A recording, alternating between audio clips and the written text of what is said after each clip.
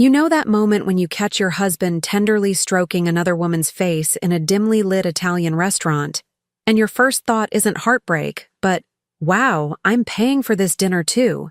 Yeah, welcome to my Tuesday. There I was, circling the parking lot of Marcello's, that overpriced Italian place where they charge $28 for pasta you could drunkenly make at 2 a.m., when I spotted it. My husband's Tesla. The one with the vanity plate that reads Top Guy, because apparently humility died somewhere around his third promotion.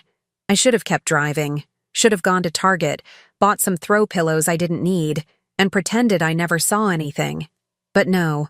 My therapist says I have self-destructive curiosity. I call it refusing to be the idiot who doesn't know she's the idiot. I'm Luna, by the way. 38 years old, marketing director at a tech startup, and apparently the star of a reality show I never auditioned for. 12 years married to Jasper Mitchell. That's 12 years of thinking I had a solid marriage, 2 beautiful kids, and a husband who worked late because he was dedicated to his career. Spoiler alert, he was dedicated all right, just not to anything I was part of. So I walked into Marcello's in my yoga pants, the ones with the coffee stain from Monday that I'd given up trying to remove, looking like every suburban mom who'd just done the school pickup run. My hair was in a messy bun that wasn't the cute kind, more like the I haven't looked in a mirror since 7 a.m. kind. And there he was, Jasper, 41, 6 feet tall, salt and pepper hair that he spent way too much money maintaining, wearing the Tom Ford suit I'd bought him for Christmas, sitting across from a blonde woman who looked like she shopped exclusively at Lululemon and pronounced croissant with a French accent at Starbucks. He was gazing at her like she'd just discovered the cure for male pattern baldness, his hand reaching across the table to gently stroke her cheek, the cheek stroking. That's what got me, because Jasper hadn't touched my face like that I couldn't even remember. When was the last time he'd looked at me like I was something precious instead of another item on his to-do list, sandwiched between pick up dry cleaning and remember to respond to work emails? I stood there, partially hidden behind a decorative olive tree, because Marcello's is nothing if not committed to their Italian garden aesthetic, and did what any modern woman would do. I pulled out my iPhone and started filming.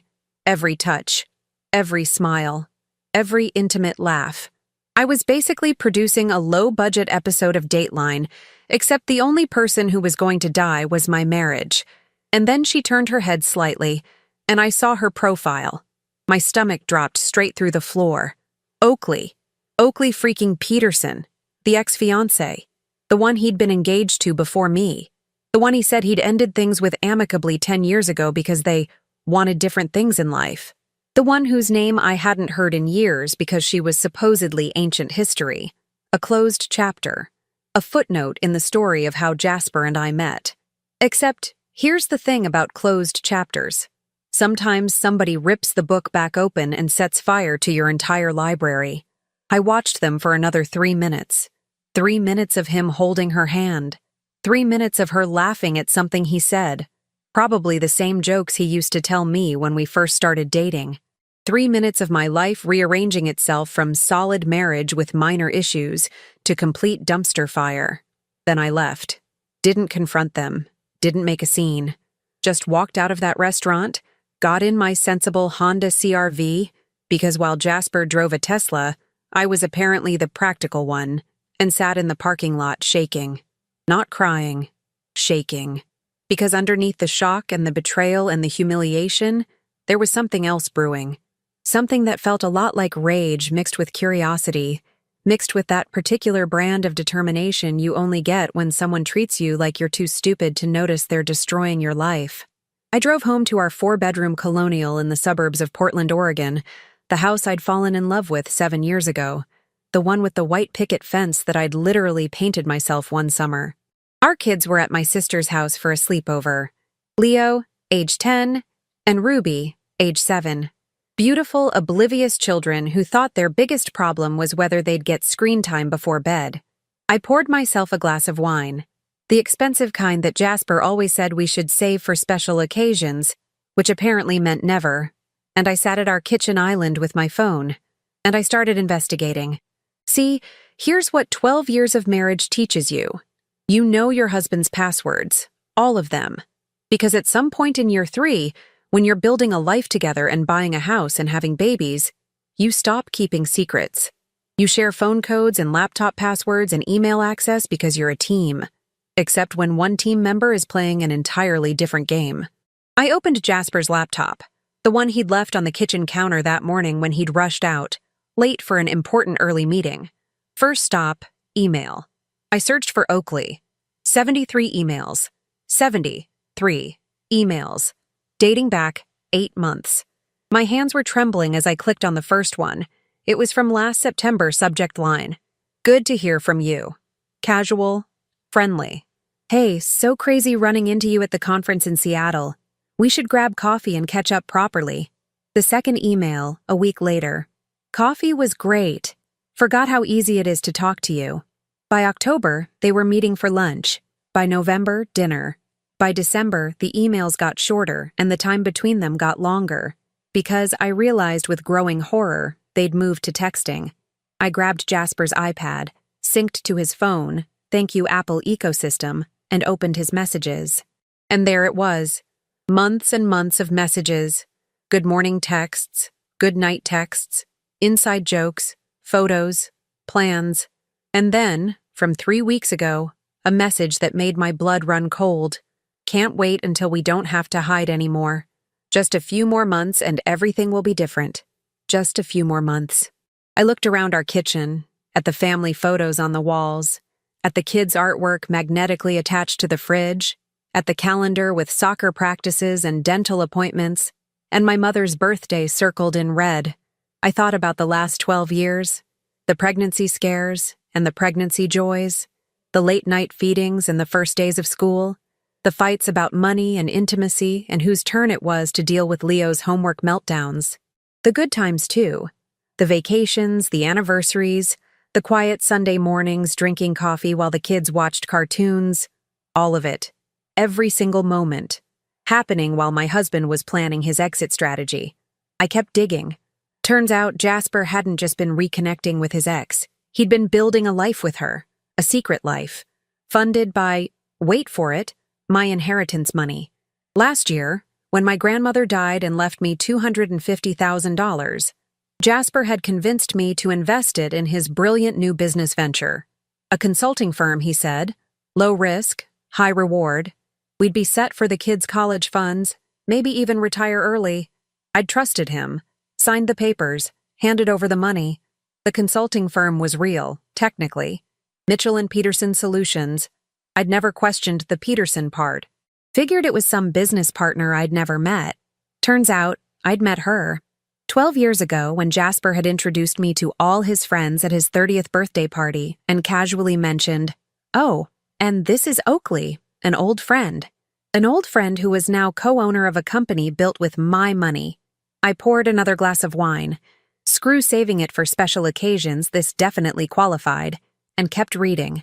Financial documents, bank statements, email receipts, the weekend work trips to San Francisco, romantic getaways with Oakley, the conferences in Austin and Denver, more getaways, that investment opportunity that required a separate checking account for cleaner bookkeeping, the account that was paying for Oakley's 2-bedroom apartment in downtown Seattle, the one with the waterfront view and the monthly rent that cost more than most people's mortgages. But wait, it gets better, or worse, depending on your perspective on complete and total betrayal. I found an email from 3 months ago, from Oakley to Jasper. Subject line, baby. I clicked it with my heart hammering so hard I could hear it in my ears. Just left Dr. Morrison's office, it's confirmed. We're having a baby. Due in March. I can't believe this is finally happening for us. I know the timing isn't perfect yet, but the rest of the email was full of exclamation points and talk about nursery colors and baby names and our fresh start. Oakley was pregnant, 5 months pregnant, if the March due date was accurate. And Jasper was planning to be a father. Again. With her. While still living with me and our children and pretending everything was normal. I sat there in my kitchen, in my house, drinking my wine.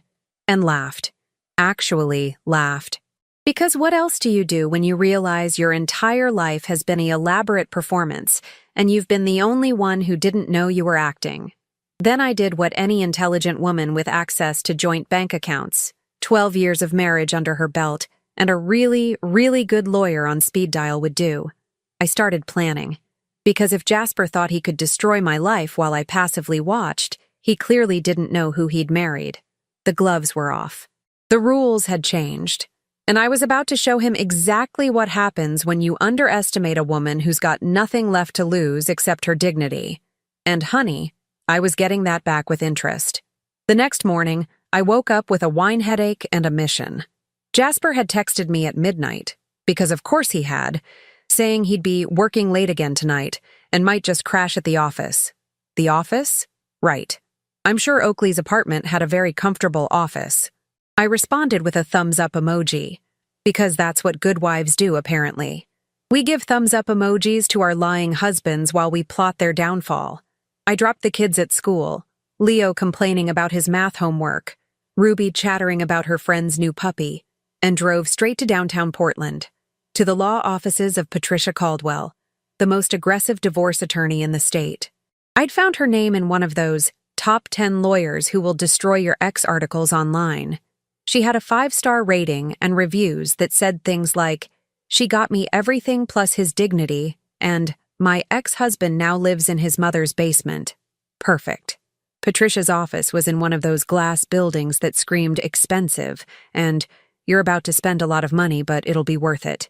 She was 50-something, sharp suit-wearing, with the kind of haircut that costs $300 and says, "I win cases before breakfast." "So," she said, after I'd laid out the entire sordid story, the affair, the secret business, the pregnancy, the inheritance theft. "Your husband is having an affair with his ex-fiancée, used your inheritance money to fund their love nest and fake business, and she's currently pregnant with his child. Did I miss anything? Oh, and he's planning to divorce me right after I sign refinancing papers that would put our house entirely in his name." Patricia smiled. It was the kind of smile a shark makes before it bites. "I like you already. When can you get me copies of everything?" I pulled out a flash drive. Already done. Emails, text messages, bank statements, business documents, photos, videos. 8 months of evidence. She plugged it into her computer and started scrolling. Her smile got wider. "Mrs. Mitchell. Luna. Your husband is an idiot. He left a paper trail that a kindergartner could follow. Joint accounts used for personal expenses with another woman. Business expenses that are clearly personal. Text messages discussing hiding assets. This isn't just divorce material. This could be fraud. How fast can we move? How fast do you want to move?" "Yesterday." She laughed. "I can file by end of week. But here's what we're going to do first. We're going to freeze every joint account. We're going to get injunctions preventing him from accessing or moving any marital assets. We're going to hire a forensic accountant to track every penny. And then we're going to take him for everything he's worth." "What about the business? Mitchell and Peterson Solutions?" Patricia's eyes gleamed. "You said you invested your inheritance, a premarital asset, into this business?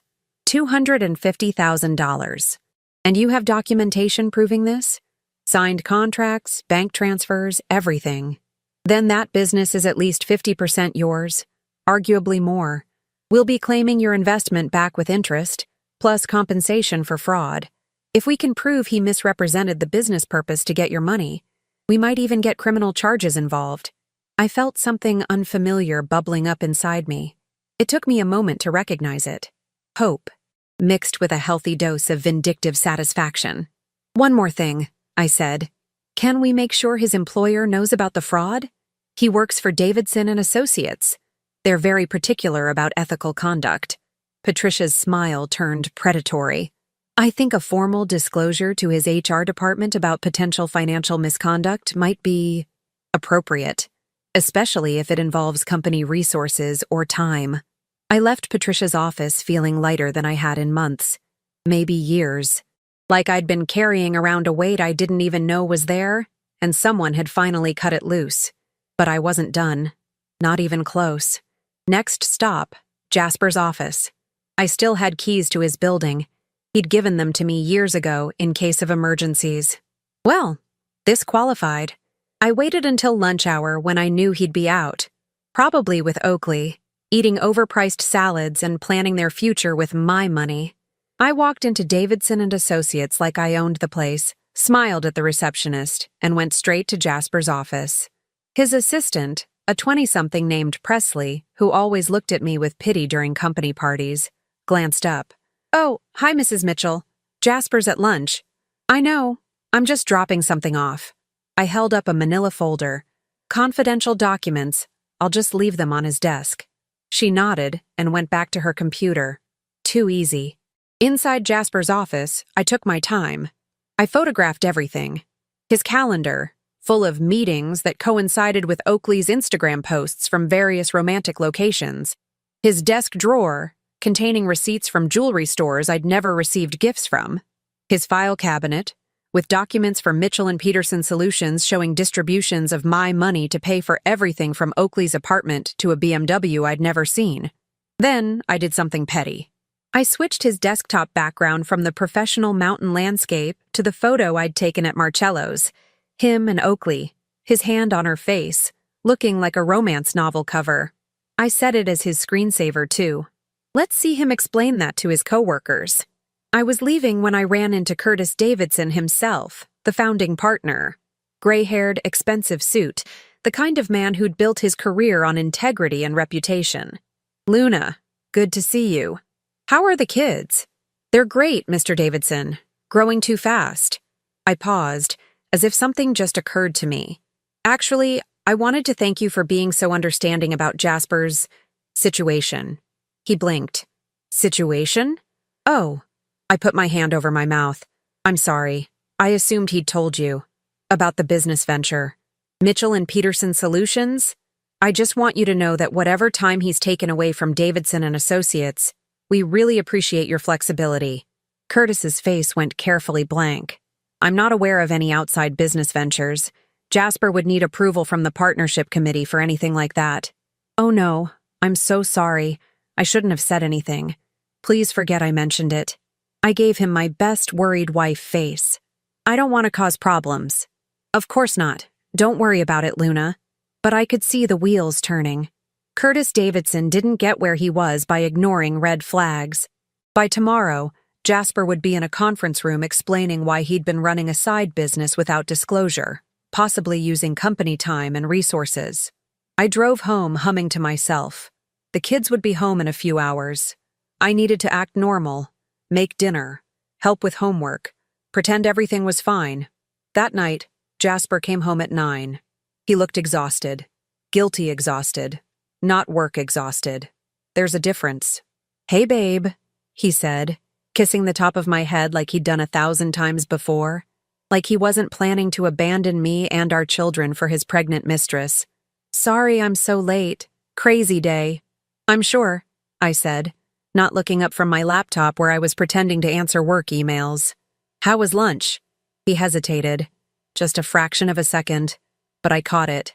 "Fine. Just grab something at my desk. Sandwich from that deli on 3rd. Liar. I'd checked his credit card statement an hour ago. Lunch at Le Pigeon. $147. For 2. "That's nice," I said. "Hey, did you remember we have that thing with the mortgage company on Friday? The refinancing appointment?" His face lit up. "Yes. I've been meaning to talk to you about that. It's really going to help with our cash flow. Our cash flow. The audacity. I'm looking forward to it," I lied smoothly. "Really securing our future." He smiled and squeezed my shoulder. "That's my girl. Always thinking ahead." I waited until he went upstairs to shower. Then I texted Patricia. "Friday meeting is when he wants me to sign. How do we handle this?" Her response came back immediately. "Let him think you're going to sign. I'll have papers ready to serve him right after. Maximum impact. Friday. 3 days away. I could last 3 more days pretending to be the oblivious wife. 3 more days of smiling and nodding and acting like I didn't know my entire marriage was a fraud. Wednesday morning, Jasper got called into Curtis Davidson's office. He left the house pale and nervous. When he came home that night, He was sweating. "Everything okay?" I asked innocently. "Yeah, just work stuff. Partnership politics." Thursday, Patricia called. The forensic accountant found something interesting. Your husband's been funneling money from Davidson and Associates client accounts into his personal business. Small amounts, covering them with creative bookkeeping. It's embezzlement, Luna. We're talking potential criminal charges. I sat down hard. He's been stealing from his firm? Looks like it. We have enough evidence to go to the DA if you want, but I'd suggest using it as leverage in the divorce instead. Criminal charges could tie up assets in legal proceedings for years. Better to get what's yours now and let his firm deal with him separately. What do I do? Come to my office tomorrow morning, before your mortgage appointment. We'll finalize everything. Then serve him immediately after he realizes you're not signing. Friday morning, I dropped the kids at school and told them I loved them extra tight. Leo squirmed away. 10-year-old boys don't like mom hugs in public.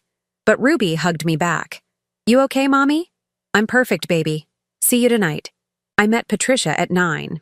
By 10:30, I'd signed divorce papers, asset protection orders, and given her permission to contact both Davidson and Associates and the Oregon State Bar about Jasper's conduct.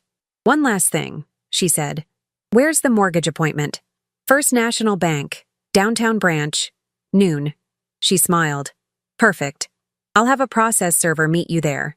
The moment he realizes you're not signing those refinancing papers, he'll be served with divorce papers instead. In front of the bank officer, in front of witnesses. Is that cruel? Honey, cruel is stealing your inheritance and getting another woman pregnant while you raise his children. This is just efficient." She was right. At 11:45, I walked into First National Bank.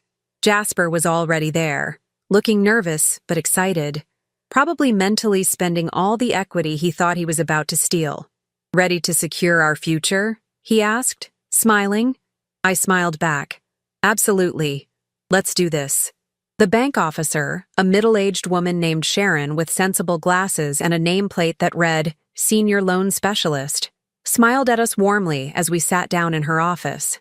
She had no idea she was about to witness the most spectacular implosion of a marriage her Friday had ever seen. "Mr. and Mrs. Mitchell, wonderful to see you both. I have all your refinancing documents ready. This should be quick and painless." She slid a stack of papers across her desk. "As we discussed, this will transfer the deed entirely into your name, Mr. Mitchell, which will simplify the tax situation and improve your refinancing terms." Jasper nodded eagerly, already reaching for a pen. "Exactly what we need." Sharon turned to me. "Mrs. Mitchell, I'll need your signature on pages 4, 7, 12, and 15. There are little sticky tabs marking each spot." I picked up the papers, looked at them, looked at Jasper, who was practically vibrating with anticipation. "Actually," I said slowly, "I have some questions." Jasper's smile tightened. "Honey, we've been over this. It's just paperwork.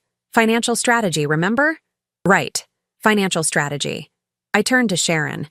"If I sign this, what exactly am I signing away?" Sharon blinked, glancing between us. "Well, you'd be removing your name from the deed. The house would be solely in your husband's name. But you'd still live there, of course. You're married. And if we got divorced?" The room went very, very quiet. "Luna," Jasper said, his voice strained. "What are you talking about?" "Just a hypothetical question." I kept my eyes on Sharon. "If we divorced after I signed this, what would happen to the house?" Sharon looked uncomfortable. "Well, in that case, since the house would be in Mr. Mitchell's name alone, it would be considered his separate property. You would have no claim to it in a divorce settlement." "Interesting." I set the papers down.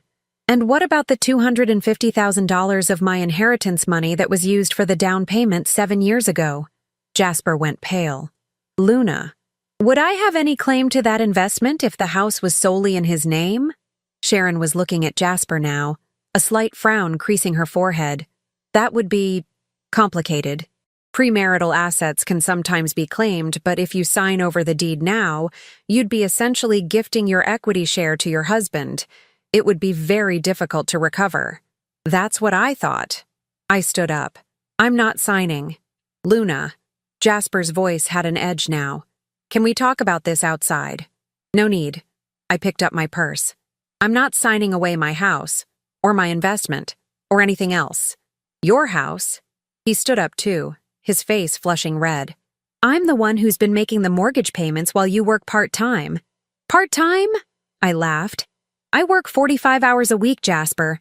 I make $70,000 a year, and I've been contributing to this mortgage since day one. Sharon was very deliberately looking at her computer screen, pretending she couldn't hear us. This is ridiculous, Jasper hissed. You're being paranoid and emotional. Am I? I pulled out my phone and opened the photo gallery. Is it paranoid to wonder why my husband needs secret meetings at Marcello's? I turned the screen toward him, his face on the display, his hand on Oakley's cheek. He went from red to white in about 2 seconds. Or maybe I'm being emotional about finding out my husband has been running a business with his ex-fiancée using my inheritance money? I swiped to the next photo, a screenshot of the Mitchell and Peterson Solutions bank statements. Or discovering that his work trips were actually romantic getaways to San Francisco and Austin. Luna, let me explain. Oh, I'm sure there's a fascinating explanation for how Oakley Peterson is 5 months pregnant with your baby while we're still married. Sharon gasped. She couldn't help it. Jasper looked like he was going to be sick. How did I find out? Really? That's your question? I was shaking now, but not with sadness. With pure, crystallized rage. You left your iPad synced to your phone, genius. Every text message, every email, every I love you and can't wait to start our life together. Mrs. Mitchell, Sharon said quietly, perhaps you should... The door to her office opened. A woman in a business suit walked in holding a manila envelope. Jasper Mitchell? She asked. Not now, Jasper snapped. I'm a process server. You've been served. She handed him the envelope and walked out. Jasper stared at it like it was a bomb. What is this? Open it and see. His hands shook as he tore it open. I watched his face as he read. Watched him go through denial, confusion, horror, and finally, panic. Divorce papers, he whispered. You're filing for divorce. Very observant. I can see why they made you senior associate. Luna, wait. We can talk about this. We can fix this. Fix this? I grabbed the papers from his hands and read out loud. Petition for dissolution of marriage. Request for emergency injunction freezing all joint assets. Demand for forensic accounting of all marital finances. Motion to claim ownership interest in Mitchell and Peterson Solutions. I looked up at him.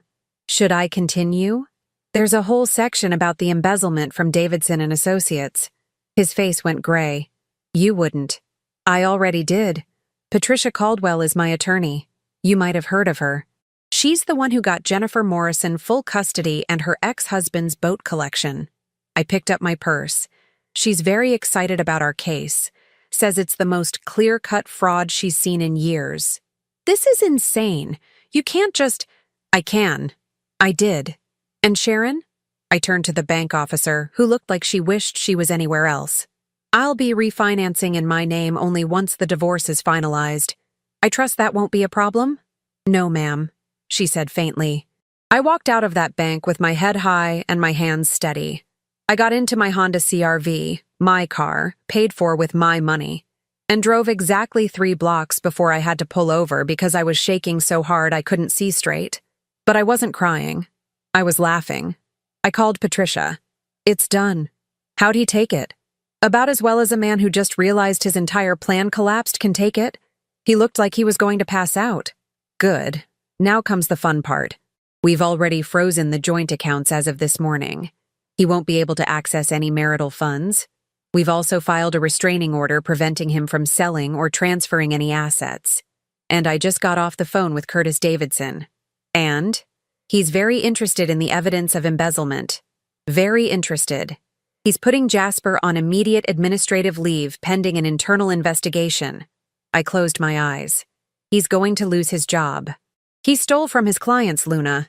He deserves to lose his job, and his license, and quite possibly his freedom if the DA decides to prosecute. She was right. I knew she was right.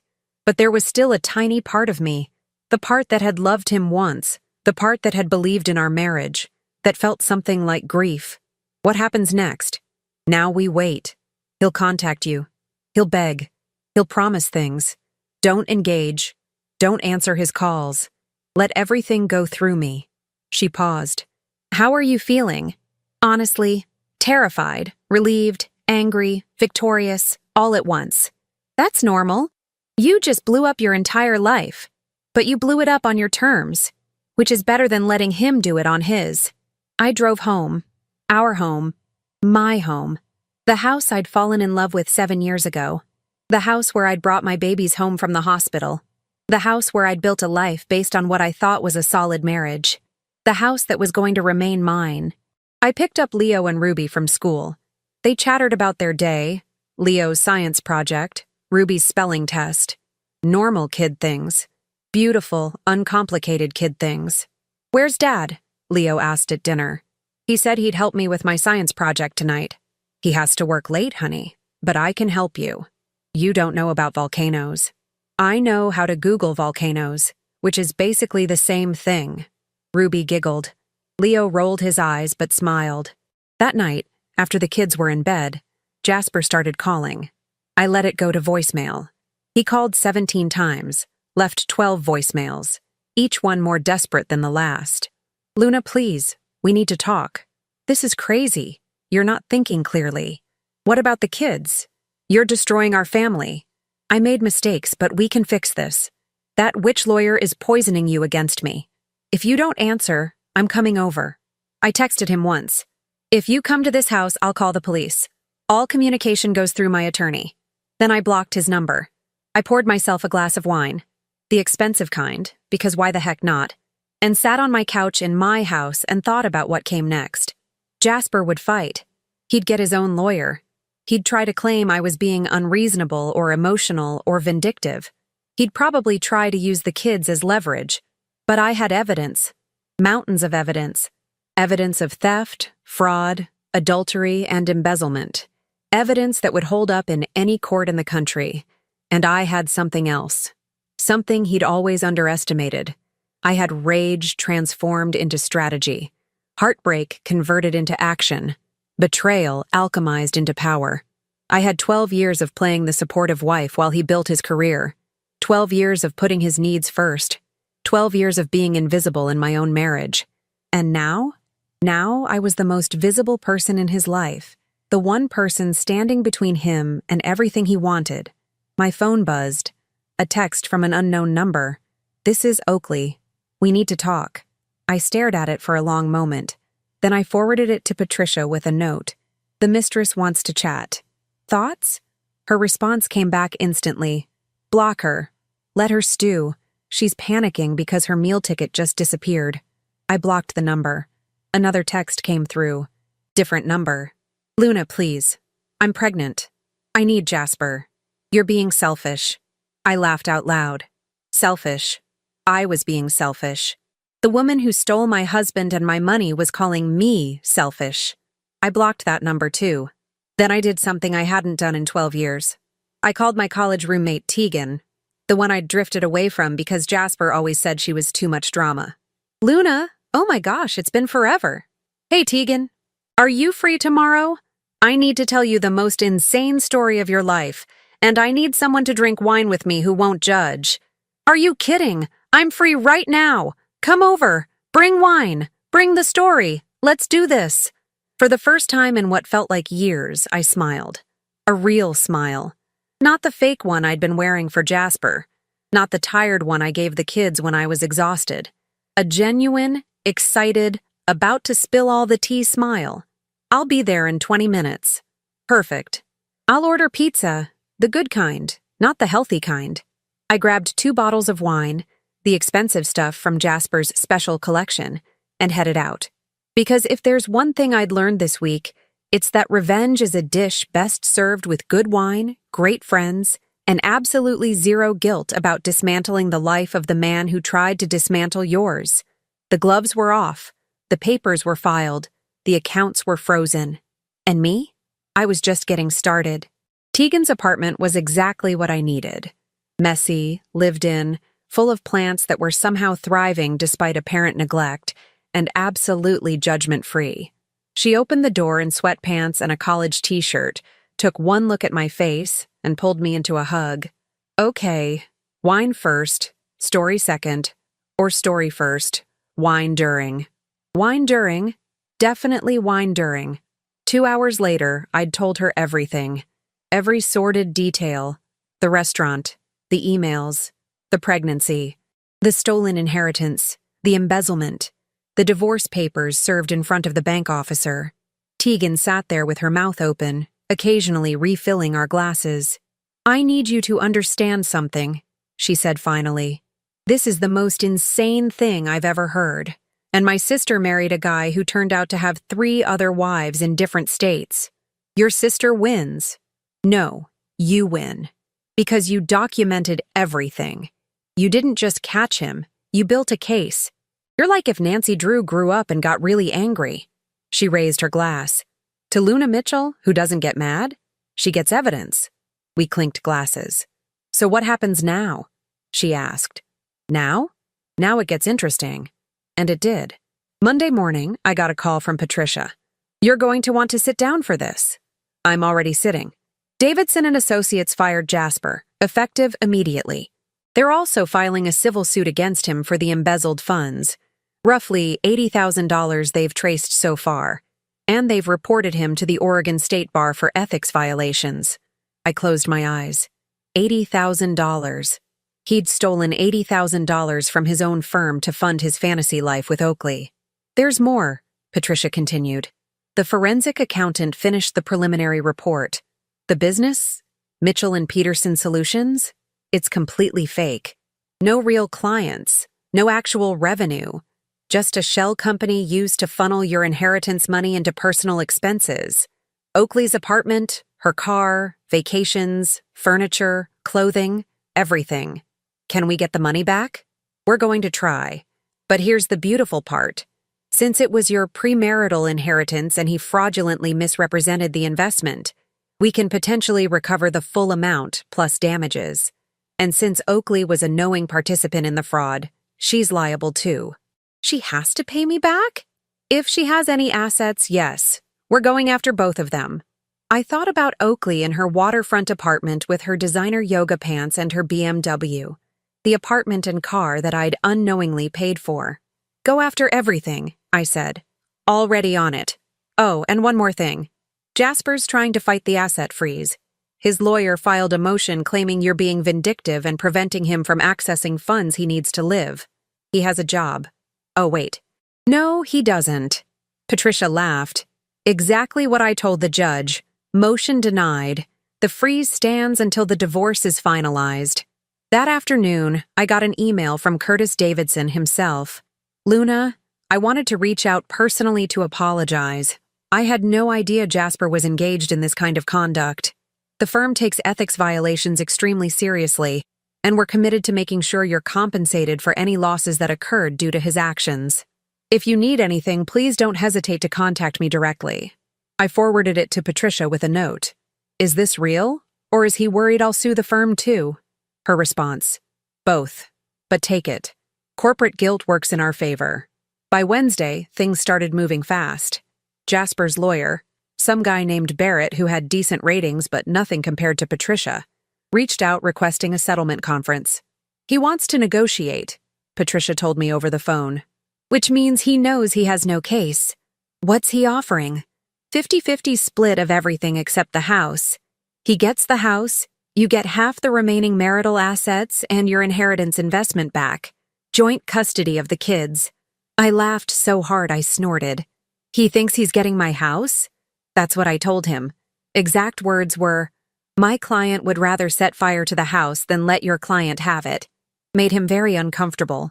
What do I actually want? The house. Full custody with his visitation contingent on him maintaining steady employment and housing. Your inheritance back in full with interest. Half of his remaining retirement accounts and savings. His portion of equity in the house. Alimony for 3 years while you stabilize post-divorce. And full child support based on his previous income, not his current unemployed status. Can we get all that? Honey, we can get more than that. But let's start here and see him squirm. Thursday brought the gift I didn't know I needed. An email from Oakley's lawyer. She was suing Jasper for breach of promise. Apparently, Jasper had promised to marry her as soon as the divorce was finalized, had promised to support her and the baby, had promised that the business would provide for their future. Now that she realized the business was fake, he was unemployed, and his assets were frozen, she wanted compensation. She was going after him for fraud, emotional distress, and palimony. She's suing him, I told Tegan over the phone, cackling. The mistress is suing the cheater. That's the most beautiful thing I've ever heard. It gets better. She's claiming he defrauded her too, that he told her the money for the business was his money, not stolen from his wife. Is that true? Who knows? Who cares? They're eating each other alive and I'm just sitting here watching. Friday, exactly 1 week after I'd served Jasper the divorce papers, I got a text from an unknown number. This is Jasper. I know you blocked me. Please, we need to talk. I've lost everything. My job, my reputation. Oakley won't speak to me. I'm living in my brother's basement. Please give me another chance. Think about the kids. I stared at that message for a long time. Think about the kids. The kids he was willing to abandon for his pregnant mistress. The kids whose college fund he'd stolen to pay for romantic getaways. The kids he barely saw because he was too busy building a fantasy life with another woman. I forwarded the message to Patricia. Can I respond? I asked. What do you want to say? The truth. Then say it, but keep it brief and don't engage in a conversation. I typed carefully. You didn't lose everything, Jasper. You threw it away. There's a difference. You made choices. Every single day for 8 months, you made choices. You chose to lie. You chose to steal. You chose to betray everyone who trusted you. These aren't consequences I'm imposing on you. These are consequences you earned. And as for the kids, I think about them every single day, which is why I'm making sure they grow up knowing that actions have consequences and that integrity matters, something you apparently never learned. I hit send before I could second-guess myself. His response came back in seconds. You're a cold, heartless woman. I gave you everything. I showed it to Patricia. Perfect, she said. He's emotional and defensive. His lawyer's going to love that. The following Tuesday, we had our settlement conference. Jasper looked terrible, unshaven, wearing a wrinkled dress shirt, hollow eyes. He'd lost weight. He looked like a man who'd watched his entire life collapse in slow motion. Good. His lawyer, Barrett, was young and nervous. Patricia ate him alive. My client's position is clear, she said crisply. Full custody, the house, complete repayment of the inheritance with 8% interest, alimony, child support, half of all remaining marital assets and retirement accounts, and Mr. Mitchell pays all legal fees. That's outrageous, Barrett sputtered. You're trying to leave him with nothing. He left himself with nothing when he committed fraud and embezzlement. My client made mistakes. Your client committed crimes. Multiple crimes. If Mrs. Mitchell wanted to be vindictive, she'd have pressed criminal charges. Instead, she's being remarkably generous by simply asking for what's rightfully hers. Jasper leaned forward. Luna, please, be reasonable. I looked at him. This man I'd loved. This man I'd built a life with. This man who'd destroyed everything we had without a second thought. I'm being perfectly reasonable, I said quietly. You stole $250,000 of my inheritance. You stole from your employer. You committed adultery. You were planning to take my house and leave me with nothing. And now you want me to be reasonable? I made mistakes. You made choices. Own them. The mediation went nowhere. Jasper's lawyer kept trying to negotiate down. Patricia kept holding firm, and eventually we agreed to let a judge decide.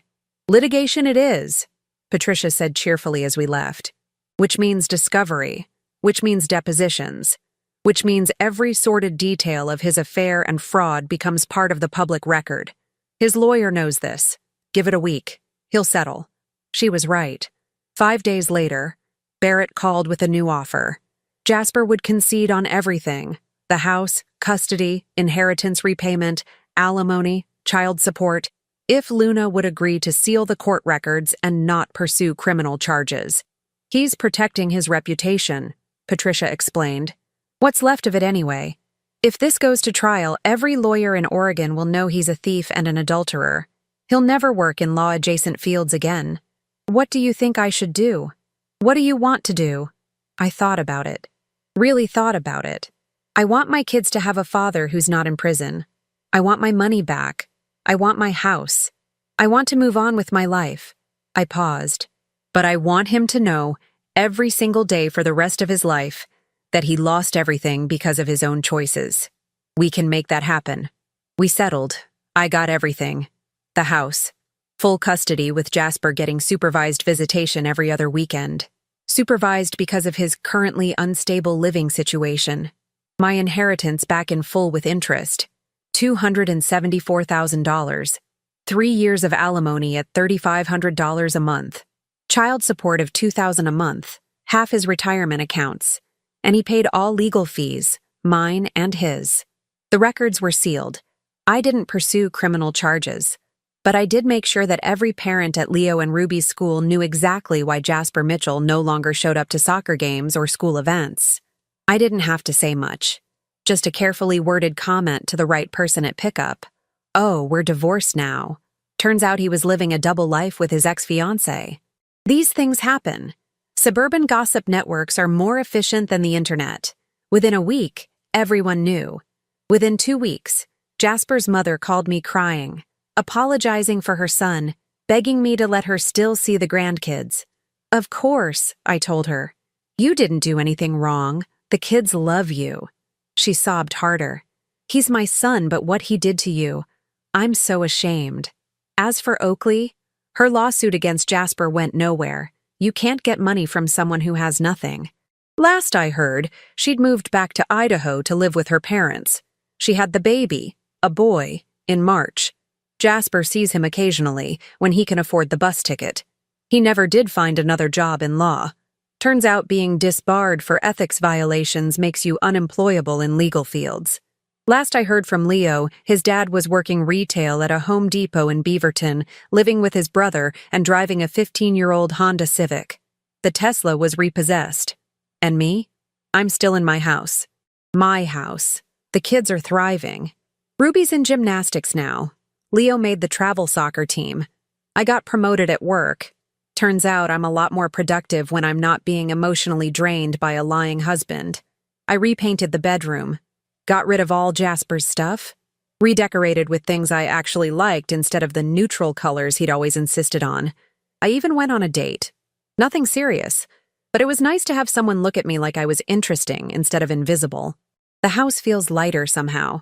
Happier. Like it knows it's free too. So here's what nobody tells you about watching your life implode and then rebuilding it from scratch. It's exhausting and exhilarating in equal measure. 6 months after the divorce was finalized, I was sitting in my backyard. The one I'd almost lost. The one that was now completely, legally, irrevocably mine. Watching Leo and Ruby chase each other around with water guns. It was a Saturday in August. One of those perfect Portland summer days where the sun actually shows up and the temperature hits 75 degrees and everyone acts like it's a national holiday. Tegan was there too, sprawled in a lawn chair with a glass of lemonade, watching the kids with amusement. You know what's wild? She said. 6 months ago, you were married to a man who was systematically destroying your life. And now look at you. New haircut, new promotion, actually smiling. The haircut was necessary. I needed to stop looking like a suburban mom who'd given up. You never gave up. You just redirected your energy from keeping a marriage alive to burning it down. I laughed. She wasn't wrong. The thing about betrayal, real, deep, systematic betrayal, is that it clarifies everything. When Jasper was stealing my inheritance and building a secret life with his ex-fiancée, I'd been busy being the perfect wife, the supportive partner, the understanding spouse who didn't complain when he worked late or took weekend trips or seemed distant and distracted. I'd been so focused on holding everything together that I didn't notice I was the only one holding anything. And when it all fell apart, when I finally let go and watched the whole structure collapse, that's when I realized how much lighter I felt without it. Leo ran over, dripping wet and grinning. Mom, can we get pizza for dinner? Sure, buddy. Can it be the good kind? With extra cheese? The good kind with extra cheese, Got it. He ran off, satisfied. Ruby followed, shouting something about pepperoni. They seem okay, Tegan observed, all things considered. They are okay. Better than okay, actually. I took a sip of my lemonade.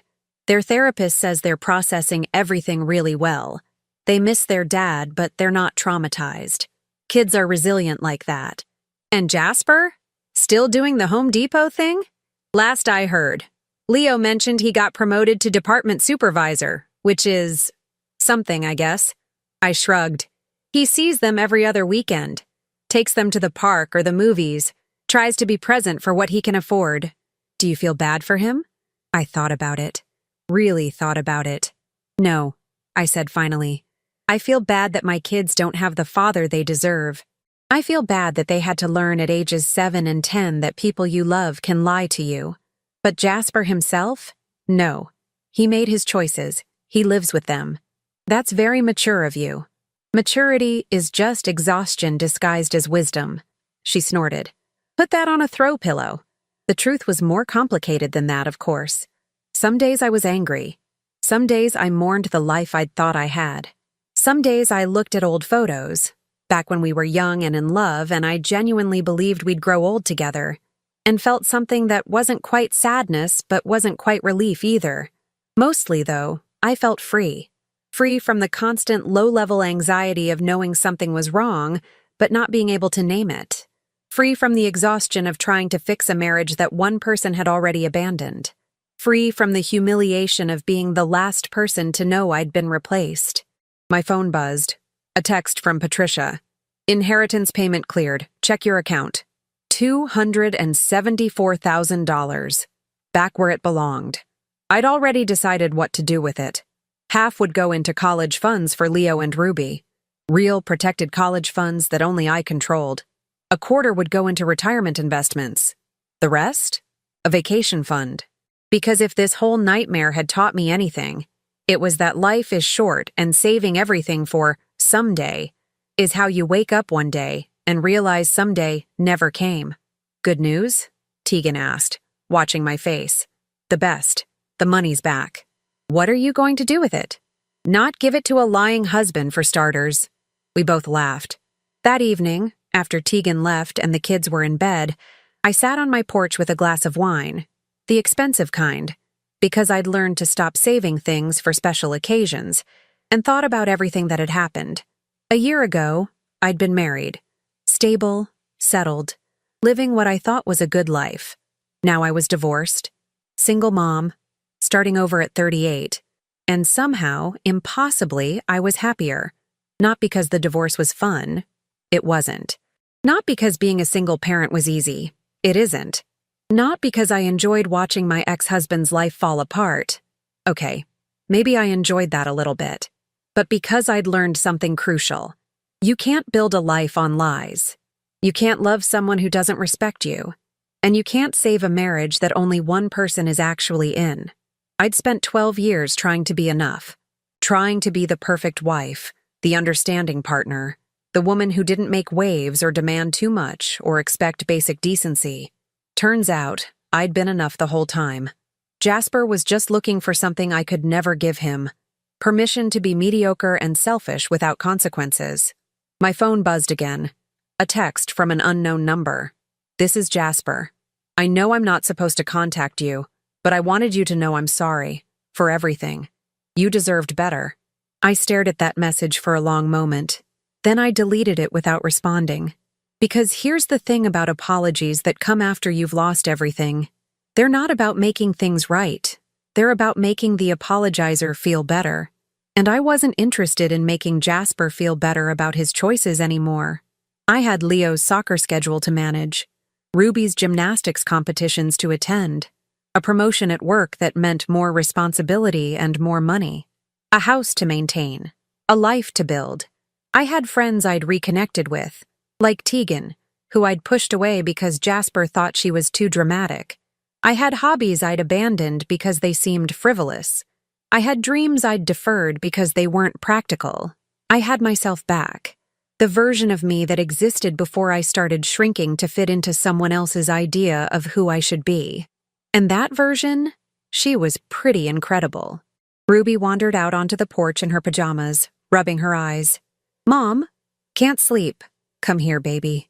She climbed into my lap, still small enough to fit, though not for much longer. I wrapped my arms around her and we sat there quietly, watching the stars come out over Portland. "Mom?" she said after a while. "Yeah? Are you happy?" Such a simple question, such a complicated answer. "Yeah, baby, I am." "Good, me too." And there it was, the only validation I needed. Not revenge, though that had been satisfying. Not money, though getting my inheritance back was crucial. Not even justice, though watching Jasper face consequences had been necessary. Just this, my daughter in my arms, my son sleeping safely upstairs, my house around us, my life, messy and imperfect and complicated and entirely, completely mine.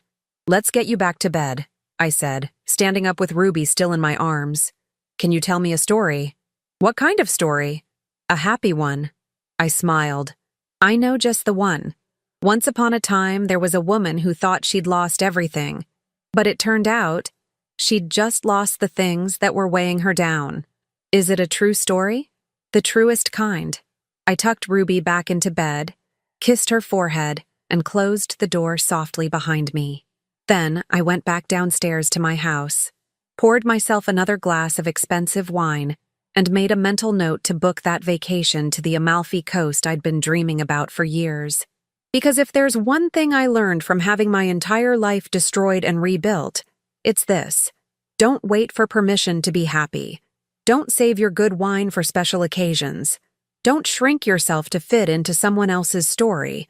And never, ever underestimate a woman who's learned that the opposite of love isn't hate, it's indifference.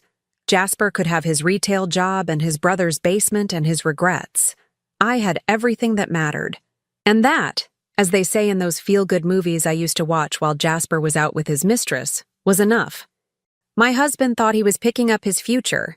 Instead, he was walking straight into his reckoning, and I had the best seat in the house for the show. Let me set the scene. Tuesday, November 12th, Nashville International Airport, Terminal C. I'm standing at baggage claim, exhausted from 3 days organizing Charleston's wedding expo, when I see him. My husband of 14 years, Marshall Hawthorne. Dr. Marshall Hawthorne, holding a handmade poster board that says, "Welcome home, beautiful," with little hearts drawn around it. Here's the thing about Marshall. In our entire relationship, the most romantic gesture he ever managed was ordering takeout from the nice Italian place instead of the cheap one. The man once gave me a Costco gift card for our anniversary. He said it was practical. So you can imagine my shock when I see him with not just a poster, but an enormous bouquet of peonies. My favorite flowers that I've mentioned approximately 800 times always met with his blank stare and a comment about how flowers just die anyway. But wait. It gets better. I'm standing there, partially hidden behind a family reunion, watching my husband shift his weight like a teenager at prom. He's wearing the navy cashmere sweater I bought him last Christmas, the one he claimed made him look too fancy for the hospital. His hair is actually styled. Marshall Hawthorne, who considers running his fingers through his hair adequate grooming, used product. And then I see her. She comes running through the terminal like she's in a Nicholas Sparks movie. Long dark hair flying, designer carry-on bouncing, smile that could sell toothpaste. She can't be more than 28, maybe 30. She's wearing a dress, at an airport. Who wears a dress on a plane unless they're trying to impress someone? Marshall's face lights up like Christmas morning. He drops the poster and opens his arms. She launches herself at him, and he catches her, spinning her around while she wraps her legs around his waist. In the middle of Nashville International Airport, I'm standing 30 feet away, watching my husband embrace another woman with more passion than he's shown me in 5 years. And the worst part?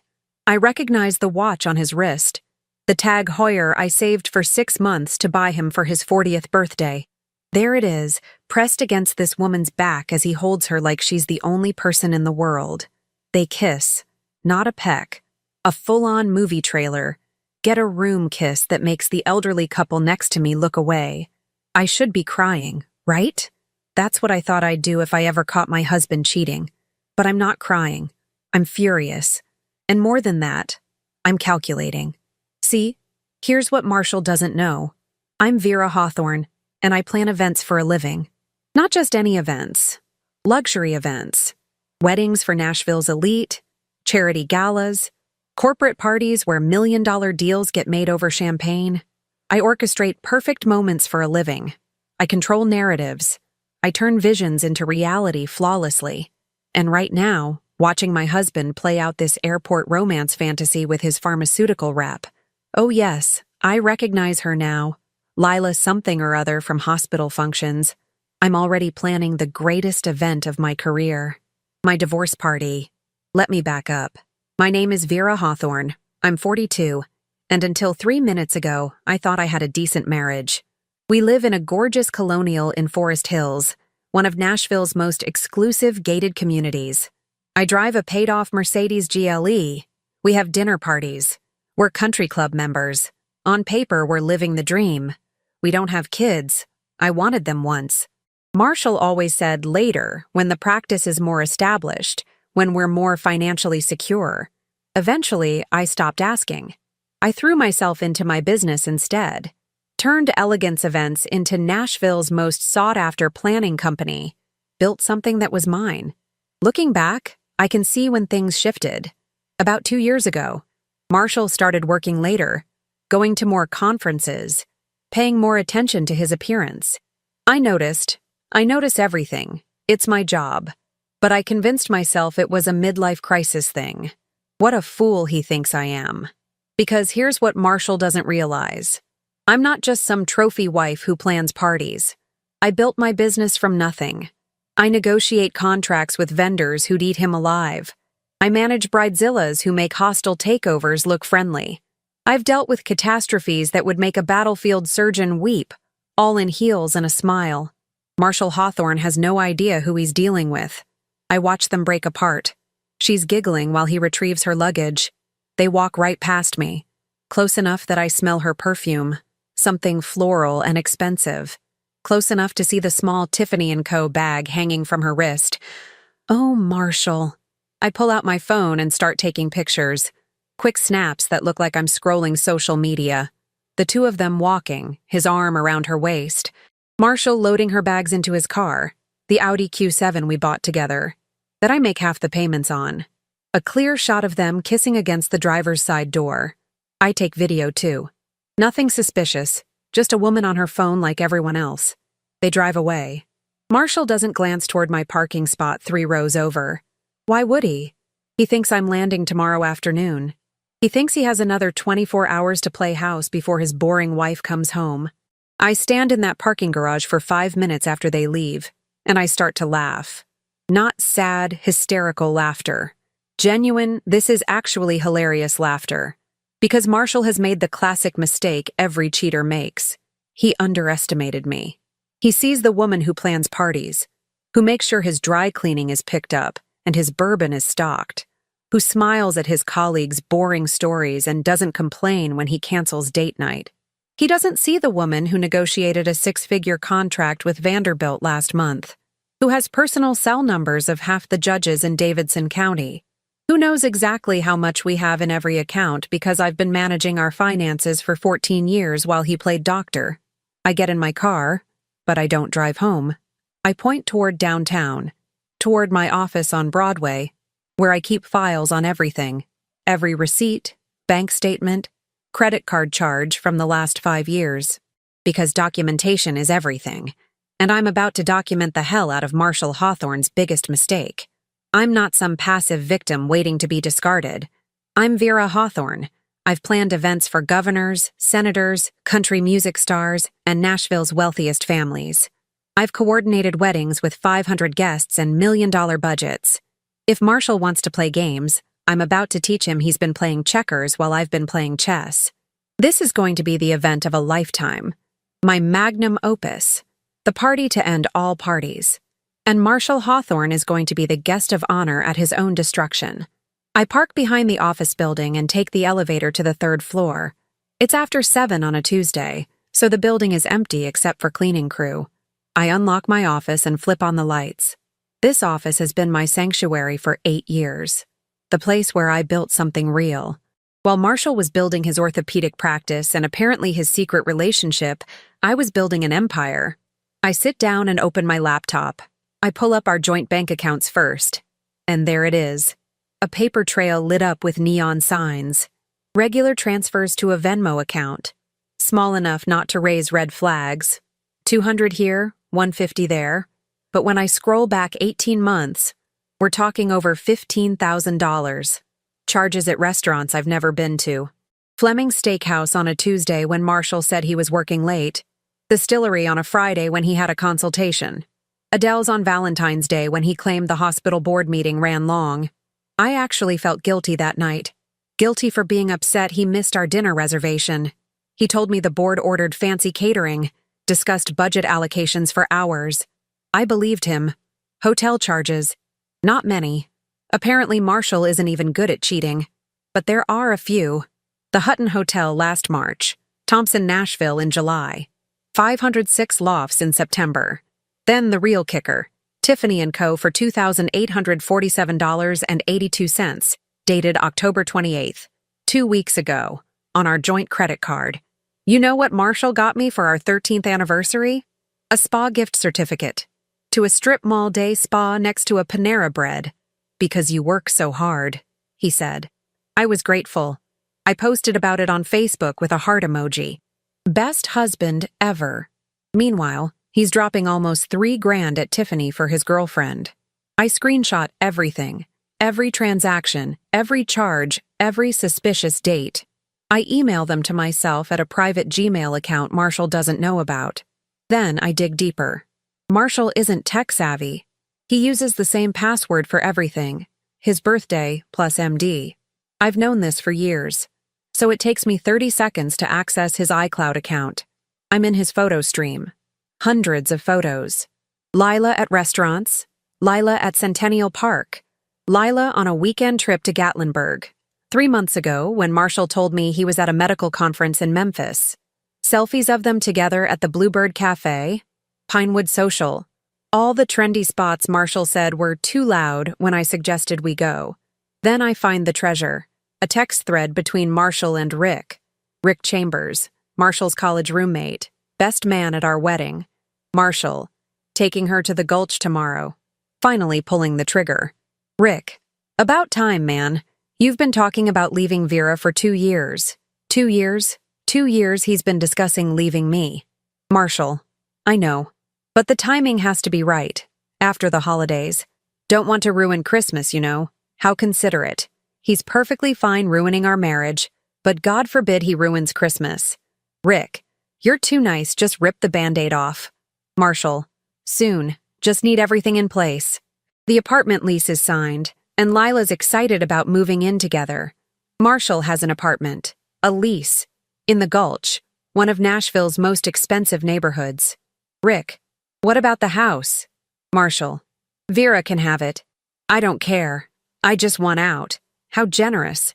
Marshall Hawthorne, philanthropist. Marshall, met with the lawyer yesterday. He says as long as we don't have kids, it should be pretty straightforward. Rick, see? Nothing to worry about. Vera will probably be relieved anyway. You guys haven't been happy in years. Haven't been happy in years. That's what Marshall tells people. That we haven't been happy. Like this is mutual. Marshall, you're right. This is for the best. For both of us. Rick, when are you telling her? Marshall, after New Year's. I'll do the holidays. Make it nice for her one last time, then sit her down in January. Make it nice for me one last time. Like I'm a charity case. I sit back and laugh. Not a pleasant sound. Because Marshall doesn't understand. I'm not waiting to be discarded. I'm Vera Hawthorne. I've planned events for Nashville's elite. I've managed crises that would make grown men cry. If Marshall wants games, he's about to learn he's outmatched. I spend 2 hours documenting everything. Every photo, text message, bank statement, hotel receipt. I create a folder structure that would make a forensic accountant weep with joy. Then I research divorce attorneys. The best in Nashville. The ones who handle high net worth divorces. The ones who destroy cheating spouses. Victoria Blackwell is a legend. She's represented half the country music divorces in the last decade. Absolutely ruthless protecting her clients. I fill out her website contact form.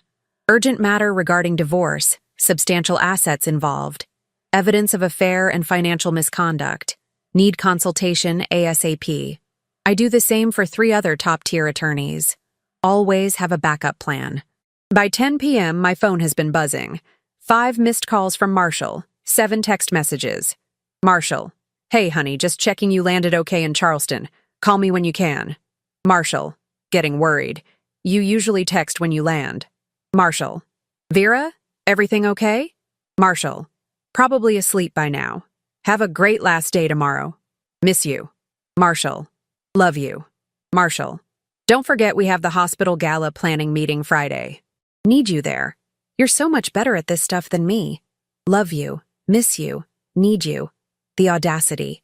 The absolute breathtaking audacity of this man sending loving texts while at his secret apartment with his girlfriend. I don't respond. Let him think I'm exhausted and went to bed early.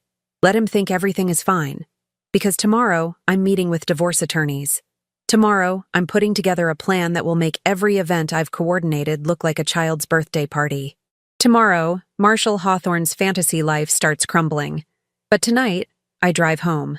To our house in Forest Hills, the house Marshall so generously says I can keep. I pull into the driveway at 10:45. The house is dark. I sit in my car, looking at our home. The colonial with white columns I fell in love with 14 years ago. The azalea bushes I planted. The porch where we used to sit and drink wine before Marshall got too busy. I've built a life here. A good life. And Marshall is ready to throw it away for a 28-year-old who probably thinks Nashville is the capital of Tennessee. We'll see about that. I unlock the front door. Everything is exactly as I left it, Saturday morning. My coffee mug in the sink, the book on the coffee table, the throw blanket on the couch. Home, except it doesn't feel like home anymore. It feels like a museum exhibit. I pour wine, the expensive Pinot Noir Marshall bought for a dinner party, and sit at the kitchen table with my laptop. I have work to do, research to conduct, a strategy to develop. In 3 days, I have a consultation with Victoria Blackwell. I'm walking in with enough evidence to bury Marshall Hawthorne so deep he'll need a mining team to find his way out. The best part? He has no idea it's coming. He thinks he has until January. He thinks he's in control. Marshall Hawthorne is about to learn the most important lesson of his life. Never underestimate the woman you betrayed, especially when that woman makes her living turning dreams into reality and nightmares into unforgettable events. Wednesday morning, I wake at 6 a.m. and for 3 seconds, I forget my entire life is a lie. Then reality crashes back. Marshall thinks I'm in Charleston. Marshall is at his secret apartment with Lila. Marshall has been planning to leave me for 2 years. I should feel devastated. Instead, I feel remarkably clear-headed. I make coffee and check emails. 3 divorce attorneys already responded. All can see me this week. Victoria Blackwell's office had a cancellation for Friday afternoon at 3 p.m. Fortuitous timing. I confirm appointments. Victoria Blackwell on Friday. James Patterson at Patterson & Associates Thursday morning. Linda Walsh at Westwood Family Law Thursday afternoon. Then I text Marshall. Me. Sorry. Fell asleep so early. Long day. Conference is great. Miss you too. See you tomorrow afternoon. His response comes within 30 seconds. Marshall. No worries. Glad you're having a good time. Can't wait to see you tomorrow. Love you. Love you. The hypocrisy is almost impressive. I spend Wednesday working. 3 client meetings. Virtual, thankfully. Between meetings, I research Tennessee divorce law, community property versus equitable distribution, how courts view dissipation of marital assets, what happens when one spouse uses joint funds to finance an affair. Turns out, judges really don't like that. Tennessee has fault-based divorce. Adultery absolutely affects how assets get divided. Marshall has made every possible mistake. Used joint funds for his affair, documented it all on shared accounts, confessed his plans in text messages, bought expensive gifts for his girlfriend on our credit card. Marshall Hawthorne, brilliant orthopedic surgeon, is an absolute moron at infidelity. By Wednesday evening, I've compiled 47 pages of evidence, meticulously organized, labeled, dated, cross-referenced, bank statements, screenshots, photos, hotel receipts, restaurant charges, the Tiffany receipt, everything. I save it to 3 cloud storage services and email copies to myself. Then I print 2 physical copies, one for my office, one for a safety deposit box Marshall doesn't know exists. Thursday morning, I'm up at 5 a.m., first attorney consultation at 9. I dress carefully. Navy Brooks Brothers pantsuit, cream silk blouse, pearls. Professional. Put together. The look says, successful businesswoman who deserves respect, not falling apart and desperate. James Patterson's office is in the Gulch. Ironically, probably near Marshall's love nest. All glass and chrome. Very expensive looking. James Patterson is mid-50s, expensive suit, firm handshake. The kind of smile that costs $300 an hour. Mrs. Hawthorne, he says, I understand you're dealing with an urgent situation. That's putting it mildly. I slide my 47-page document across his desk. His eyebrows rise as he flips through pages, then rise higher, then practically disappear. This is comprehensive. I'm an event planner. Organization is kind of my thing. I can see that. He reaches the Tiffany receipt and his mouth twitches. Mrs. Hawthorne, in 23 years of practicing family law, I have never seen a case this well documented on day 1. Is that good? Very good. For you. Less good for your husband. I tell him everything. The airport, the flowers, the embrace, the systematic documentation. And your husband doesn't know you know? He thinks I'm in Charleston until this afternoon. He thinks everything is fine. Good. Keep it that way. He leans back. Tennessee is an equitable distribution state. But in cases where one spouse dissipated marital assets to finance an affair, courts factor that in. He used joint funds for hotels, dinners, jewelry for his mistress. That's dissipation. What does that mean for me? You have an excellent case for more than 50% of marital assets.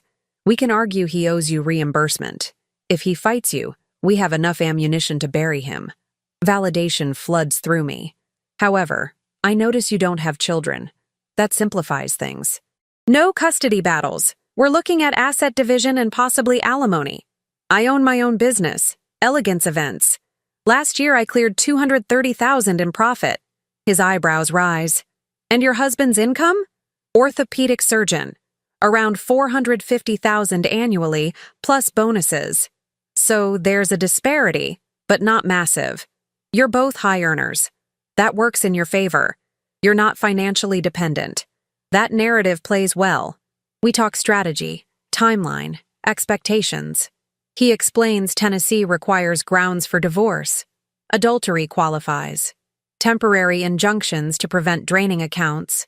Discovery, depositions, potential trial. But honestly, with evidence like this, most defendants settle. Going to trial means this becomes public record. His affair, his spending, all of it. Most professionals want to avoid that. Next is Linda Walsh at Westwood Family Law. Green Hills office. Less flashy, more intimidating.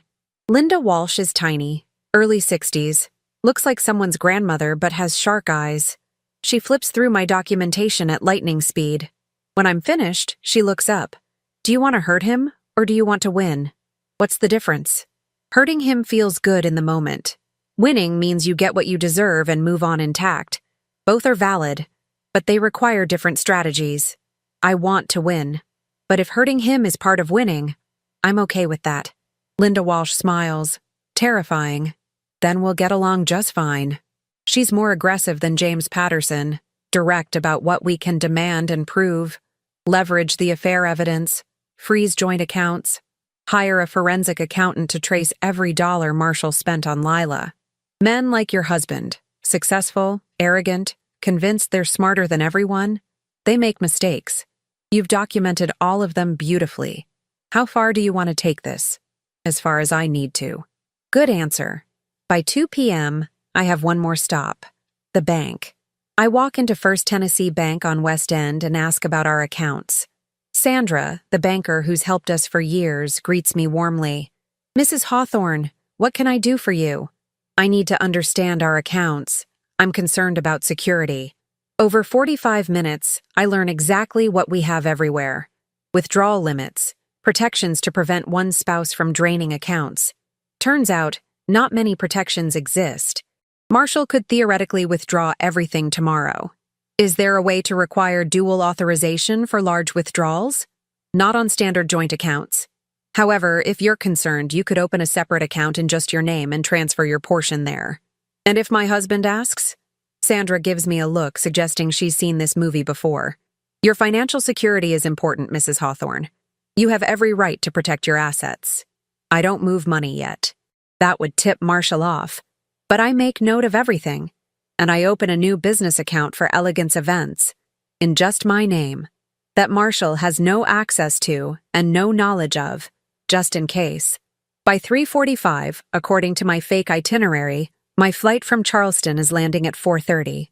I drive to the airport and park where my car's been sitting since Tuesday. At 4:15, I text Marshall. Me. Just landed.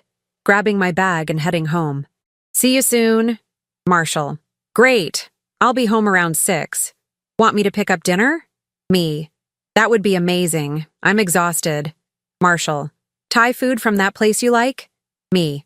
Perfect. Look at us. The perfect couple. Coordinating dinner. It would be sweet if it weren't completely hollow. I drive home, following the route from the airport. I pull into our driveway at 5:20. The house is empty. I walk through with new eyes, seeing everything differently. I try to remember the last time Marshall and I were intimate. 6 months? 8? Longer? I convinced myself it was normal. We were busy, in our 40s, married 14 years. Now I realize things weren't cooling off for Marshall. He was just getting his needs met elsewhere. I pull out my phone. Tomorrow, Friday the 15th, I have my consultation with Victoria Blackwell at 3 p.m. The hospital gala is December 14th. And Marshall plans to ask for a divorce in January, after I've done all the emotional labor of making Christmas perfect. Well, I have news for Marshall Hawthorne. I'm not waiting until January. Marshall's car arrives at exactly 6 p.m. I force myself to breathe normally, relax my shoulders, plaster on my smile. He walks in carrying Thai kitchen bags. Same Marshall, same rumpled work clothes, same tired smile. It was great, I tell him, accepting his cheek kiss, which is all we do now. Exhausting but great. We eat Thai food and talk like everything is normal. Marshall tells me about a complicated surgery. I improvise Charleston conference details. How's work been otherwise? I ask. The usual. Lots of follow-ups. Couple of emergency consults. He drinks water. Oh, I need your help with that hospital gala planning. The committee meeting is Friday afternoon. You can make it, right? Friday afternoon. When I'll actually be in Victoria Blackwell's office, planning his destruction. Absolutely, I say with a smile. Wouldn't miss it. Friday afternoon, 3 p.m. sharp, I walk into Victoria Blackwell's office in the Pinnacle building downtown. The woman is a force of nature. Mid-50s, impeccably tailored gray suit, silver hair in a sharp bob, eyes that could cut glass. She's already reading my 47-page document. Mrs. Hawthorne, she says without looking up. Sit down. This is fascinating. I sit. Wait. Watch her flip through pages with lightning speed and laser focus. Finally, she looks up. Your husband is an idiot. I'm starting to realize that. No, I mean clinically stupid when it comes to covering his tracks. I've seen seasoned criminals with better operational security. She taps the document. This is gift-wrapped evidence. Did he take a class in how to spectacularly fail at having an affair? Despite everything, I laugh. He's very smart about bones, less smart about everything else. Clearly. Victoria leans back. Let me be direct. You have 3 options. 1. We file immediately. Use this evidence to push for a favorable settlement. You walk away with more than your fair share plus reimbursement. Clean option. Fast, efficient, relatively painless. What's option 2? Long game. We monitor activities, gather more evidence. Wait for the most strategically advantageous timing, right before a major professional milestone. Then strike. Revenge option. Slower, more satisfying, potentially more lucrative. And option 3? Victoria's smile is predatory. The public education option. We file, refuse to settle quietly, go to trial, make every detail public record, every hotel receipt, every text message, every dollar spent on his mistress. It all comes out in open court where reporters can access it, colleagues can read it. Professional reputation takes a permanent hit. That sounds expensive. It is. Also extremely effective if your goal is making sure he never forgets what he did. She pauses. But what I need to know? What do you actually want? Revenge is fun, but not always strategic. What's your end game? I think about this. Really think.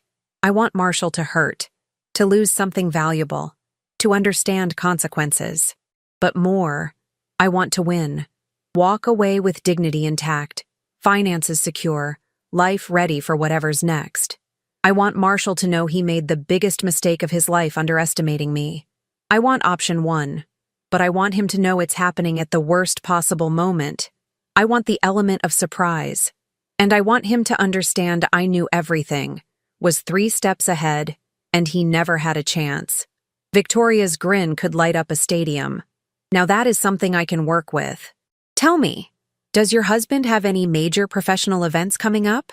I think through Marshall's schedule, which I've been managing for years. The hospital is hosting a donor gala December 14th. Marshall is receiving an award for excellence in orthopedic surgery. Black tie, all major donors, hospital board, local media coverage. Perfect. And you're involved in planning this event? I'm the lead planner. Elegance Events is handling the entire gala. Victoria actually laughs. Oh, this is too good. So you'll be there, professionally, watching your husband receive an excellence award while knowing his life is about to implode. Mrs. Hawthorne, I think you and I are going to get along beautifully. We spend 90 minutes on strategy. Victoria explains we'll file divorce papers the week after the gala. Close enough that Marshall won't have time to hide assets, but far enough from the event that I maintain my professional reputation. With evidence this strong, most attorneys would advise immediate settlement, Victoria says. The alternative is trial and having this become public. Marshall's attorney will explain this. He'll understand fighting you is professional suicide. What if he fights anyway? Then we go to trial and destroy him. But honestly, men like your husband are cowards. They'll do anything to avoid public humiliation. He'll settle. How much can I expect? Victoria pulls out a calculator. I give her all the numbers. House equity, retirement accounts, savings, investments. She runs numbers. Conservatively, total marital assets of approximately $1.6 million. In a straight 50-50 split, you'd get $800,000. But given dissipation of assets and fault-based divorce grounds, I'd argue 60-40 in your favor. That puts you at $960,000. And the money he spent on Lila? That $15,000 plus? We demand full reimbursement. He pays you back every penny out of his share. $1 million. My share of a marriage that turned out to be elaborate fiction. When do we start? Today. I'll have my paralegal draw up initial paperwork. You sign documents, provide additional financial information, then we wait. You go back to normal life. Plan that gala. Smile at your husband. Play perfect wife for exactly 4 more weeks. Then, the week after he accepts his excellence award, we serve him with divorce papers. I leave Victoria's office at 4:45, feeling lighter than I have in days. I have a plan, an advocate, a strategy. Now I just have to survive 4 weeks. Marshall is home when I arrive, which is unusual for Friday evening. He's in the kitchen. Delicious smell from the oven. You're cooking? I ask, genuinely surprised. Thought I'd make your favorite. Chicken piccata. He's wearing an apron. When did we get an apron? You've been working so hard. Figured you could use a nice dinner. Suspicious. Marshall hasn't cooked in 3 years. That's so sweet. What's the occasion? No occasion. Just wanted to do something nice for my wife. We eat dinner, and it's actually good. We talk about the gala, the guest list, the award he's receiving. He's excited. I couldn't have gotten this far without you, he says, squeezing my hand. You've always supported me, Vera. Always been there. I don't say it enough, but I appreciate you. I want to throw wine in his face. I want to tell him I know everything. But I don't. I squeeze his hand back and smile. That's what partners do. We support each other. The next 3 weeks are a masterclass in compartmentalization. Days, I'm Vera Hawthorne, successful event planner, coordinating every detail of the hospital gala. Nights, I'm Vera Hawthorne, future divorcee, meeting with Victoria's paralegal, signing documents, planning Marshall's destruction. Marshall continues his double life with confidence. He's being suspiciously attentive. More dinners, more conversations. He even suggests a movie one weekend. I agree. We share popcorn. I laugh at appropriate moments. The whole time I'm thinking about how he's probably texting Lila. Thanksgiving comes. I host, as always. Marshall's parents from Kentucky. His sister Diane and husband from Memphis. I cook turkey, make homemade stuffing, bake 3 pies, play gracious hostess while Marshall's mother tells me I really should think about having children. We're happy as we are, Marshall says, arm around me. Besides, Vera's career is really taking off. Right, honey? Right, I agree, smiling while internally screaming. By December 14th, I'm running on pure adrenaline and spite. The gala is tonight. Marshall will receive his award. I will smile and clap and pretend to be proud. And then, in exactly 5 days, December 19th at 6 p.m., a process server will knock on our door. The gala is perfect. Of course it is, because I planned it. Schermerhorn Symphony Center looks spectacular. Lighting exactly right. Flower arrangements stunning. Catering impeccable. 250 guests in black tie, drinking expensive wine. I'm wearing a navy blue gown, Marshall complimented. You look beautiful, he said, and sounded like he meant it. Marshall receives his award at 8 p.m. The hospital CEO gives a speech about excellence and dedication. Marshall walks up, accepts his crystal trophy, gives a humble speech about how he couldn't have achieved any of this without his incredible wife. Everyone applauds. Several people smile at me. One colleague mouths, "Lucky guy." I smile back. I clap. I play my role perfectly. And I think about December 19th. After the ceremony, there's dancing. Marshall asks me to dance. We sway to generic jazz while he tells me how grateful he is. This night wouldn't have been possible without you, he says. You made it perfect. That's my job, I tell him. Not just the event planning. Everything. Our life together. You make it all work. I want to laugh. Our life together. The life where he has a secret apartment and a girlfriend. We make it work together, I say instead. The evening ends around 11 p.m. Marshall is in such a good mood he's practically glowing. His award sits in the back seat. His career is thriving. His wife planned a perfect event. His girlfriend is waiting for him to pull the trigger on the divorce he's been planning. Everything is going according to Marshall's plan. Except it's not. December 19th arrives with cold gray weather that feels appropriate for ending a marriage. I've spent 5 days in surreal calm. The process server is scheduled at 6 p.m. sharp. Marshall will be home. I made sure by telling him I wanted a nice dinner to celebrate the gala's success. He seemed touched. That's so thoughtful, honey. I'd love that. At 5:45 p.m., I'm in our living room wearing jeans and a sweater. Comfortable clothes for comfortable lies. When I hear Marshall's car. My heart pounds, but my hands are steady. Marshall walks in with wine and a smile.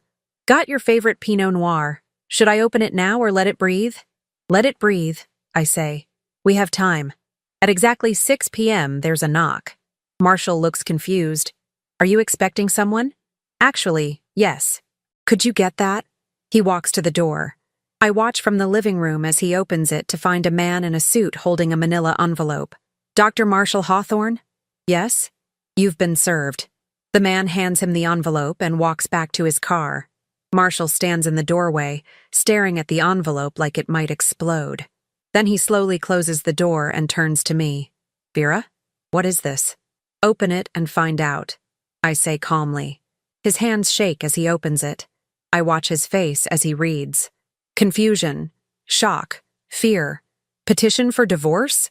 His voice cracks. Vera, what? I don't understand. Really? I stand, crossing my arms. Let me help you understand, Marshall. Tuesday, November 12th. Nashville International Airport. You, with flowers and a poster board, picking up your girlfriend Lila. The color drains from his face. I can explain. Oh, I'm sure you can. Just like you can explain the secret apartment in the Gulch, the $15,000 on hotels and dinners, the Tiffany jewelry on our credit card. Should I keep going? How did you... He stops. You saw us. At the airport. I saw you. I photographed you. I documented everything. Every text message where you told Rick you were planning to leave me. Every hotel receipt. Every romantic dinner. I have it all, Marshall. Every single piece of evidence. He sinks onto the couch, still holding the papers. Vera, please, let me explain. It's exactly what I think. 2-year affair. Secret apartment. You were going to wait until after holidays to ask for divorce because you didn't want to ruin Christmas. Did I miss anything? His silence is answer enough. Here's what's going to happen, I continue. You're going to read those papers with your attorney. You're going to see the evidence, and trust me, it's comprehensive. You're going to realize fighting me means all this becomes public record. Your affair, your spending, all of it. Then you're going to agree to my terms. What terms? 60-40 split in my favor. Full reimbursement for every penny you spent on Lila. You don't contest anything. Don't drag this out. Don't try to paint yourself as victim. You sign, we divide assets, we move on. 60-40? Vera? That's not fair. Fair? I actually laugh. Was it fair when you spent our money on hotel rooms? Used our credit card to buy her jewelry? Lied to me for 2 years? He has no answer. Tennessee is a fault-based divorce state, I continue. Adultery is grounds. Dissipation of marital assets affects property division. Judges don't like when spouses use joint funds to finance affairs. So yes, Marshall, 60-40 is generous. If we go to trial, I'll ask for 70-30, and I'll probably get it. His hands still shake as he flips through pages. I never meant to hurt you. But you did. And the worst part? You were planning to keep hurting me. Let me plan Thanksgiving, host your family, coordinate Christmas, smile through it all while knowing you were leaving. Use me for one more holiday season, then discard me in January. It wasn't like that. It was exactly like that. I read your texts with Rick. After the holidays. Make it nice for her one last time. Like I'm some charity case you need to humor. He looks up, tears in his eyes. I do love you, Vera.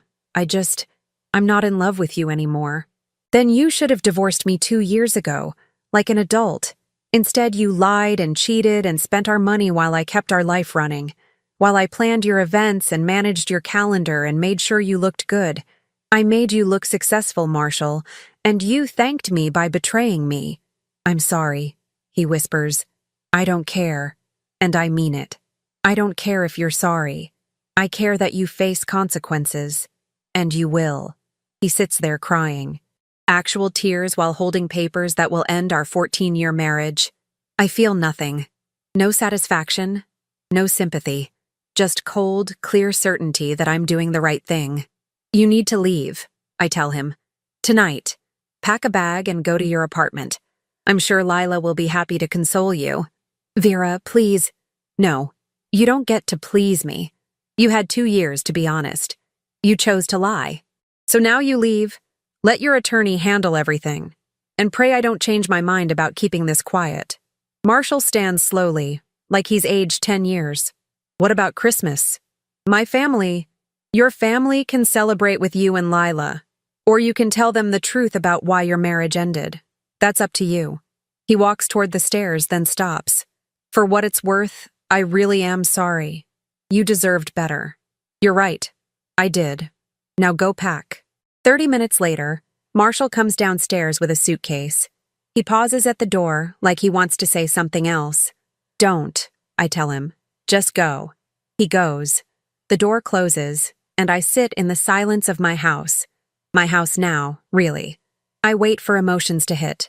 The sadness, the grief, but they don't come. Instead, I feel lighter. My phone buzzes. Victoria Blackwell. Victoria. Process server confirmed delivery. How are you holding up? Me. Better than expected. He left. It's over. Victoria. The beginning of the end. His attorney will be in touch within 48 hours. Get ready for negotiation. Me. I'm ready. The next weeks are a blur of legal meetings. Marshall's attorney, a tired-looking man named Gerald, contacts Victoria on December 21st. They schedule a meeting for December 27th. I spend Christmas alone. Intentionally alone. I order Chinese takeout, watch rom-coms. Don't think about Marshall or Lila or the life I thought I had. The negotiation meeting is surprisingly painless. Marshall doesn't want to fight. His attorney lays out a counteroffer, 55-45 split, and he'll reimburse the $15,000 over 2 years instead of immediately. Victoria looks at me. I nod. Acceptable. But I want it in writing that he admits to the affair and dissipation of assets. No ambiguity? Gerald sighs. Marshall nods miserably. We hammer out details. I keep the house. I'll refinance to buy out his equity. We split retirement accounts according to percentage. Investment accounts get divided. I get the Mercedes, he keeps the Audi. By January 15th, we have a signed settlement. By February 3rd, the divorce is finalized. 14 years of marriage ended with a judge's signature. I walk out of the courthouse that cold February morning as Vera Hawthorne, though I'm already planning to legally change back to Vera Caldwell. Fresh start, clean slate. My phone buzzes with an unknown number. Unknown. I hope you're happy. You destroyed his life. Lila. Probably watching Marshall deal with fallout and deciding I'm the villain. I delete the message without responding. She's not worth my time. 6 months later, I'm in my renovated home office. I turned Marshall's old study into workspace for elegance events. When my phone rings. Vera Caldwell speaking.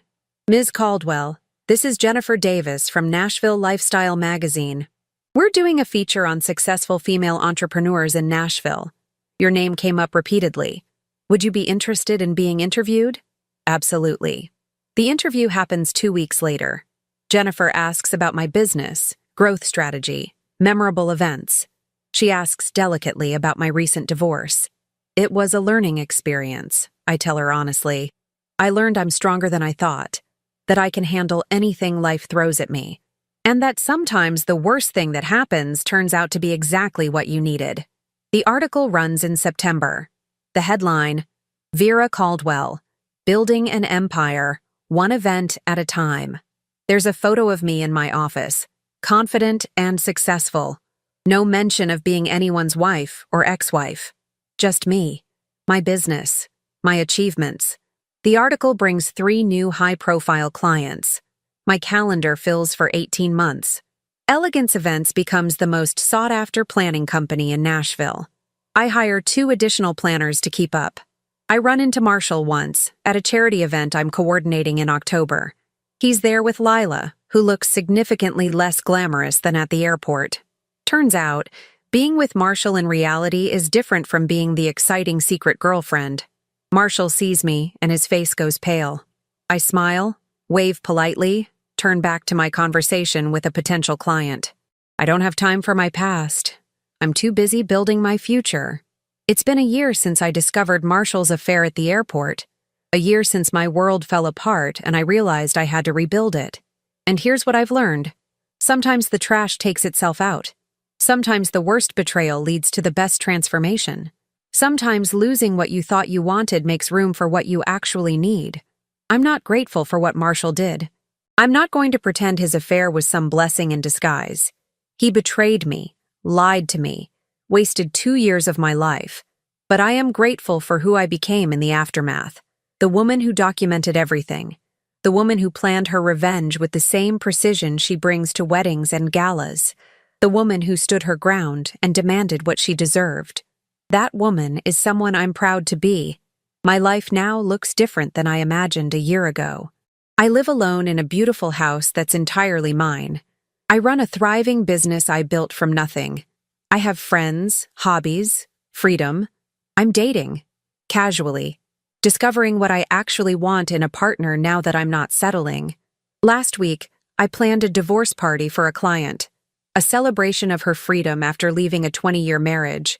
Champagne tower, live band, all her friends celebrating her courage to start over. She pulled me aside. You really understand this, don't you? The relief of getting out? I do, because I've been there. Any advice? I thought about everything I learned, about Marshall and Lila and divorce papers, and the moment I decided I wasn't going to be a victim. Yes. Don't wait for permission to demand what you deserve. Don't shrink yourself to make someone else comfortable. And never underestimate your own strength. You're more capable than you think. She hugged me, tears in her eyes. Thank you. Because that's what I do now. I celebrate new beginnings, fresh starts, the courage it takes to walk away and build something better. Marshall thought he was trading up when he chose Lila. He thought he was leaving behind a boring wife for an exciting new relationship. What he actually did was lose the woman who made his life work, who managed his career, planned his events, handled his family, and asked for almost nothing in return. And he'll figure that out eventually. Maybe he already has. But that's not my problem anymore. I have galas to plan, businesses to run, and a life to live. A life that's entirely mine, built exactly how I want it. That airport moment, the moment I saw my husband embrace another woman and my world shattered, turned out to be the moment everything actually began. Not the end of my story, just the end of the chapter where I let someone else write my narrative. Now I'm the author. And this story, it has a very happy ending.